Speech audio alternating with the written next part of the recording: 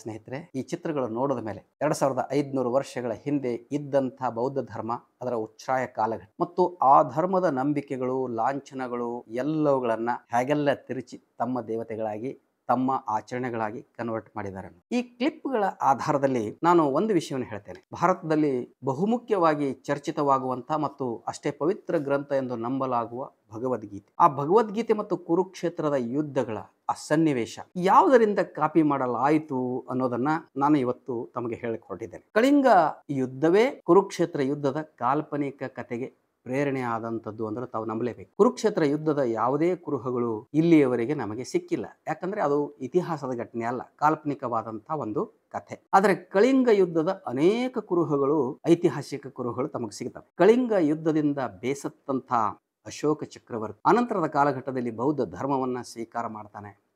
ಬೌದ್ಧ ಧರ್ಮವನ್ನು ಸ್ವೀಕಾರ ಮಾಡಿದ ಮೇಲೆ ಆತ ಭಾರತದಲ್ಲಿ ಪ್ರಾಣಿ ಹತ್ಯೆಯನ್ನು ನಿಷೇಧಗೊಳಿಸ್ತಾನೆ. ಯಾವ ಕೃಷಿ ಮೂಲದ ಜನರು ಉಪಯೋಗಿಸ್ತಿದ್ರೋ, ಹಸುಗಳು ಮತ್ತು ಎತ್ತುಗಳು, ಇವುಗಳೆಲ್ಲ ಯಜ್ಞ ಯಾಗದ ಮೂಲಕ ಹತ್ಯೆಯನ್ನು ಮಾಡಿ ತಿನ್ನಲಾಗ್ತಿತ್ತು ಅದರ ಮಾಂಸನ್ನ. ಇದನ್ನ ನಿಷೇಧಗೊಳಿಸ್ತಾನೆ. ಪ್ರಾಣಿ ಹತ್ಯೆ ನಿಷೇಧ ಆಗ್ತದೆ, ರಸ್ತೆಗಳ ನಿರ್ಮಾಣ ಆಗ್ತವೆ, ವಿಶ್ವವಿದ್ಯಾಲಯಗಳ ನಿರ್ಮಾಣ ಆಗ್ತವೆ, ಶಿಕ್ಷಣಕ್ಕೆ ಬಹಳ ದೊಡ್ಡ ಆದ್ಯತೆಯನ್ನು ಕೊಡ್ತಾನೆ, ಕೃಷಿಗೆ ಬಹಳ ದೊಡ್ಡ ಆದ್ಯತೆಯನ್ನು ಕೊಡ್ತಾನೆ. ಹೀಗೆ ಭಾರತ ಅಭಿವೃದ್ಧಿಯತ್ತ ಸಾಗುವಂತ ಕಾಲ. ಆತ ಕಳಿಂಗ ಯುದ್ಧದ ನಂತರ ಬೌದ್ಧ ಧರ್ಮವನ್ನು ಸ್ವೀಕಾರ ಮಾಡಿದ ಮೇಲೆ ತನ್ನ ಮಂತ್ರಿಗಳಿಗೆ ಕಳಿಂಗ ಯುದ್ಧ ನಡೆದ ಆ ಯುದ್ಧ ಭೂಮಿಯಲ್ಲಿ ನಿಂತ್ಕೊಂಡು ಬುದ್ಧನ ಸಂದೇಶಗಳನ್ನ ಬೋಧನೆ ಮಾಡ್ತಾನೆ. ಆ ದೃಶ್ಯ ಬೌದ್ಧ ಸಾಹಿತ್ಯದಲ್ಲಿದೆ. ಅದೇ ದೃಶ್ಯವನ್ನ ಕಾಪಿ ಮಾಡ್ತಾ ಕುರುಕ್ಷೇತ್ರ ಯುದ್ಧದಲ್ಲಿ ಶ್ರೀಕೃಷ್ಣ ಅರ್ಜುನನಿಗೆ ಉಪದೇಶ ಮಾಡತಕ್ಕಂತ ಒಂದು ಸನ್ನಿವೇಶವನ್ನ ಗೀತೆಯಲ್ಲಿ ಸೃಷ್ಟಿ ಮಾಡಲಾಗ್ತದೆ.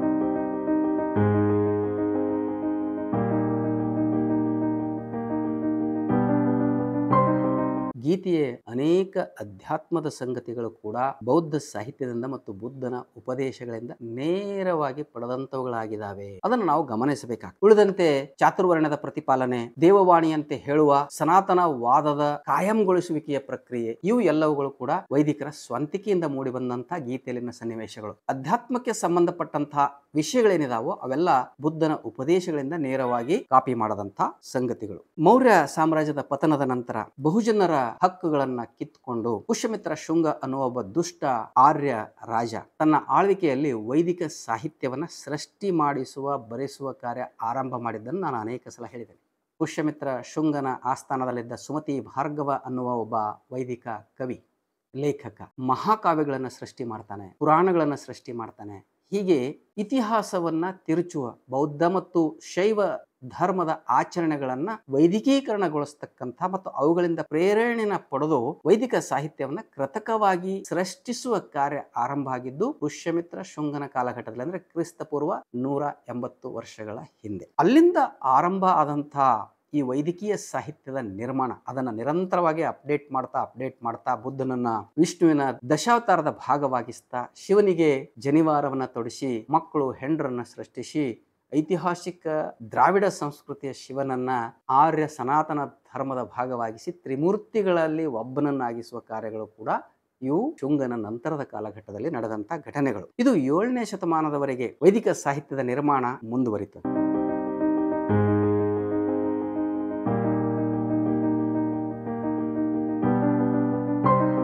ಬ್ರಿಟಿಷರು ಭಾರತಕ್ಕೆ ಬರುವ ಮೊದಲು ಇಲ್ಲಿಯ ಶೂದ್ರರಿಗೆ ಶಿಕ್ಷಣವೇ ಇರಲಿಲ್ಲ. ಬುದ್ಧೋತ್ತರ ಕಾಲಘಟ್ಟದಲ್ಲಿ ಮತ್ತೆ ವೈದಿಕ ಧರ್ಮದ ಪುನರುತ್ಥಾನ. ಆದರೆ ಮೌರ್ಯರ ಕಾಲದಲ್ಲಿ ನೋಡ್ರಿ ನೀವು, ಅಂದಾಜು 85 ವಿಶ್ವವಿದ್ಯಾಲಯಗಳು ಭಾರತದಲ್ಲಿ ಸ್ಥಾಪನೆಯಾಗಿದ್ದು ಆಶ್ಚರ್ಯ ಆಗ್ತದೆ ತಮಗೆ. ಎಲ್ಲ ವಿಶ್ವವಿದ್ಯಾಲಯಗಳಲ್ಲಿ ಹೋದು ನಳಂದ ವಿಶ್ವವಿದ್ಯಾಲಯವನ್ನ ಯಾರು ನಾಶ ಮಾಡಿದ್ರು ಅದರ ಕುರಿತು ಕೂಡ ನಾನು ಒಂದು ವಿಡಿಯೋವನ್ನು ಮಾಡಿದ್ದೇನೆ. ಜಗತ್ತಿನ ಜನರು ಈ ವಿಶ್ವವಿದ್ಯಾಲಯಗಳಿಗೆ ಓದಲಿಕ್ಕೆ ಬರ್ತಿದ್ರು, ಸಾಹಿತ್ಯಿಕವಾಗಿ, ಭಾಷಿಕವಾಗಿ, ಸಾಂಸ್ಕೃತಿಕವಾಗಿ ಮತ್ತು ತಂತ್ರಜ್ಞಾನವನ್ನ ಕಲಿತು ಹೋಗ್ತಿದ್ರು. ಭಾರತ ಎಲ್ಲಾ ರಂಗದಲ್ಲೂ ಮುಂದುವರೆದಿದ್ದು ಮೌರ್ಯರ ಆಳ್ವಿಕೆಯಲ್ಲಿ ಅನ್ನುವಂಥದ್ದು ಸಾಬೀತು ಮಾಡಲು ಐತಿಹಾಸಿಕವಾದ ಅನೇಕ ದಾಖಲೆಗಳು ನಮಗೆ ಸಿಗ್ತಾವೆ. ಅಶೋಕನ ನಂತರ ಆರ್ಯನರು ಬೌದ್ಧ ವಿವಿಗಳನ್ನ ನಾಶಗೊಳಿಸಿ ಮತ್ತೆ ನಾವು ಶಿಕ್ಷಣದಿಂದ ವಂಚಿತರಾಗುವಂತೆ ಮಾಡ್ತಾರೆ ಅನ್ನೋದು ನಾವು ಅರ್ಥ ಮಾಡ್ಕೊಳ್ಳಿ.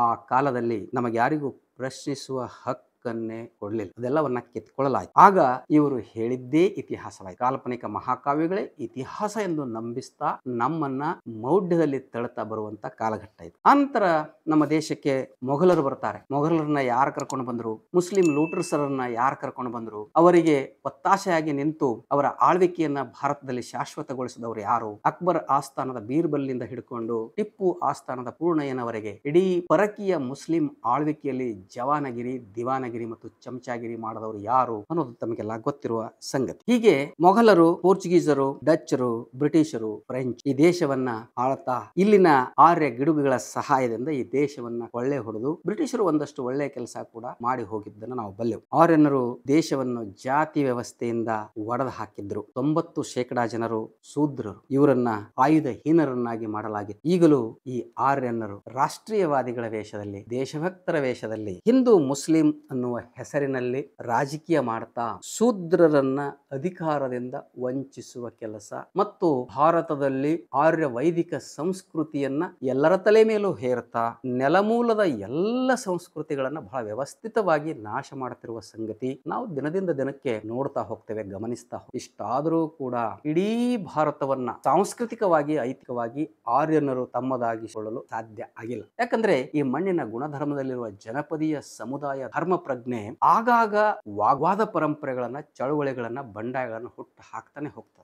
ಇಡೀ ಆರ್ಯ ವ್ಯವಸ್ಥೆ ಈ ಚಳುವಳಿಗಳಿಂದ ನಿರ್ವೀರ್ಯ ಆಗಿಲ್ಲ ಅಂದ್ರೂ ಕೂಡ ಆರ್ಯನರು ಇಡೀ ಭಾರತೀಯ ತತ್ವ ಪರಂಪರೆಯನ್ನ ನಾಶಪಡಿಸಲಿಕ್ಕೂ ಆಗಿಲ್ಲ ಅನ್ನೋದನ್ನು ಕೂಡ ನಾವು ಬಹಳ ಸೂಕ್ಷ್ಮವಾಗಿ ಗಮನಿಸಬೇಕಾಗ್ತದೆ. ಹೀಗಾಗಿ ಈ ಕಳಿಂಗ ಯುದ್ಧದ ದೃಶ್ಯ, ಚಕ್ರವರ್ತಿ ಅಶೋಕ ತನ್ನ ಮಂತ್ರಿಗಳಿಗೆ ಬುದ್ಧನ ಸಂದೇಶಗಳನ್ನು ಬೋಧಿಸುವ ಆ ದೃಶ್ಯವನ್ನೇ ಕಲ್ಪಿಸಿಕೊಂಡು ಕುರುಕ್ಷೇತ್ರ ಯುದ್ಧದ ಒಂದು ದೃಶ್ಯವನ್ನ ಸೃಷ್ಟಿಸ್ತಾ ಅಲ್ಲಿ ಗೀತೆಯನ್ನ ಪ್ರತಿಷ್ಠಾಪಿಸುವ, ಗೀತೆಯ ಮೂಲಕ ಚಾತುರ್ವರ್ಣ ಧರ್ಮವನ್ನ ಗಟ್ಟಿಗೊಳಿಸ್ತಾ ದೇವವಾಣಿಯ ರೂಪದಲ್ಲಿ ಭಾರತೀಯರನ್ನ ಗುಲಾಮರಾಗಿ ಇರಿಸಿಕೊಳ್ಳುವ ಒಂದು ವೈದಿಕರ ಪ್ರಯತ್ನ. ನಾವು ಇದನ್ನ ಬಹಳ ಗಂಭೀರವಾಗಿ ನೋಡ್ಬೇಕಾಗ್ತದೆ. ಶರಣು ಶರಣಾರ್ಥಿ. ಸತ್ಯವನ್ನು ಪ್ರತಿಪಾದಿಸುವ, ಜನರನ್ನು ಜಾಗೃತಿಗೊಳಿಸುವ ನನ್ನ ವಿಡಿಯೋಗಳನ್ನು ತಪ್ಪದೆ ಎಲ್ಲರೂ ನೋಡುತ್ತೀರಿ. ನೋಡಿದಾದ ಮೇಲೆ ಈ ವಿಡಿಯೋಗಳನ್ನು ನೀವಷ್ಟೇ ನೋಡಿ ಮರೆತು ಬಿಡದೆ ನಿಮ್ಮ ಸಮೀಪದ ಬಂಧುಗಳಿಗೂ ಸ್ನೇಹಿತರುಗಳಿಗೂ ಹಂಚಿಕೊಳ್ಳುವುದನ್ನು ಮರೆಯದೆ ನನ್ನ ಈ ಚಾನಲ್ನಲ್ಲಿ ಬರತಕ್ಕಂಥ ಜಾಯಿನ್ ಆಪ್ಷನನ್ನು ನಿಮ್ಮದಾಗಿಸಿಕೊಳ್ಳಿ. ಈ ಚಾನಲ್ಗೆ ಸದಸ್ಯರಾಗುವ ಮೂಲಕ ಚಾನಲನ್ನು ಬಲಪಡಿಸುವ ಕಾರ್ಯ ನೀವು ಮಾಡ್ತಾ ಹೋದರೆ ನಾನು ಕೂಡ ಅನೇಕ ನಿಗೂಢವಾಗಿ ಮರೆಯಾದ ವಿಷಯಗಳು ತಮ್ಮೆದುರುಗಡೆ ಇಡ್ತಾ ಹೋಗ್ತೇನೆ. ಎಲ್ಲರಿಗೂ ಶರಣು.